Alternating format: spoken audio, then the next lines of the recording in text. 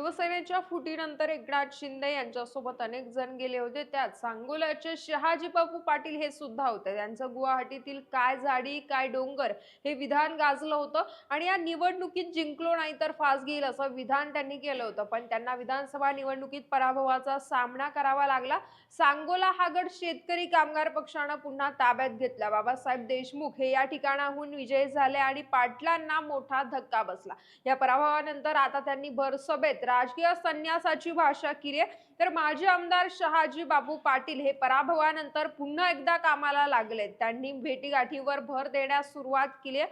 यावेळी जनतेशी संवाद साधताना त्यांनी शेवटच्या श्वासापर्यंत सांगोला तालुक्यातील जनतेच्या विकासासाठी काम करत राहणार असल्याचं आश्वासन दिलंय आणि निवडणुकीत जरी पडलो असलो तरी 1 वर्षाच्या आत सांगोल्याच्या 14 गावातील शेतात पाणी नाही आलं तर राजकीय संन्यास घेईल असं मोठं विधान शहाजी बापू पाटील